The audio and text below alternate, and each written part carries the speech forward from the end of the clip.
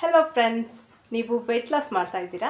ಹಾಗಾದರೆ ನಿಮಗೆಲ್ಲರೂ ಹೇಳ್ತಾರೆ ಬಾಳೆಹಣ್ಣು ತಿನ್ನಬೇಡ, ಅದರಲ್ಲಿ ವೆಯ್ಟ್ ಗೇಯ್ನ್ ಆಗುತ್ತೆ, ಅದರಲ್ಲಿ ನ್ಯಾಚುರಲ್ ಶುಗರ್ ಇದೆ, ಹಾಗೆ ಹೈ ಶುಗರ್ ಇದೆ, ಹಾಗೆ ಹೀಗೆ ಅಂತ.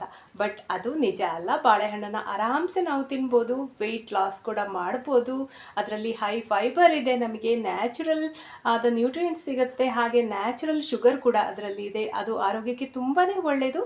ನಿಮ್ಮ ಡಯಟಲ್ಲಿ ನೀವು ಬಾಳೆಹಣ್ಣನ್ನು ಯಾವಾಗಲೂ ಇನ್ಕ್ಲೂಡ್ ಮಾಡ್ಕೊಳ್ಬೋದು. ಹಾಗಾದರೆ ಪೋರ್ಷನ್ ಕಂಟ್ರೋಲ್ ಮಾತ್ರ ಮಾಡ್ಕೊಳ್ಬೇಕು. ದಿನಕ್ಕೆ 1 ಅಥವಾ 2 ಬಾಳೆಹಣ್ಣು ವೆಯ್ಟ್ ಲಾಸ್ ಮಾಡೋರು ಆರಾಮ್ಸೆ ತಿನ್ಬೋದು. ಇದರಿಂದ ತುಂಬಾ ಒಳ್ಳೆಯದು. ಆರೋಗ್ಯ ಕೂಡ ವೃದ್ಧಿಯಾಗುತ್ತೆ, ವೆಯ್ಟ್ ಲಾಸ್ ಕೂಡ ಆಗುತ್ತೆ.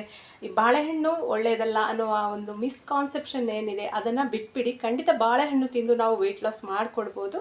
ಆದರೆ ಒಂದು ನೆನಪಿರಬೇಕಾದ ಅಂಶ ಅಂತ ಹೇಳಿದರೆ ಒಂದೇ, ಪೋರ್ಷನ್ ಕಂಟ್ರೋಲ್. ಜಾಸ್ತಿಯನ್ನು ಆಗಿ ತಿನ್ನಬಾರ್ದು.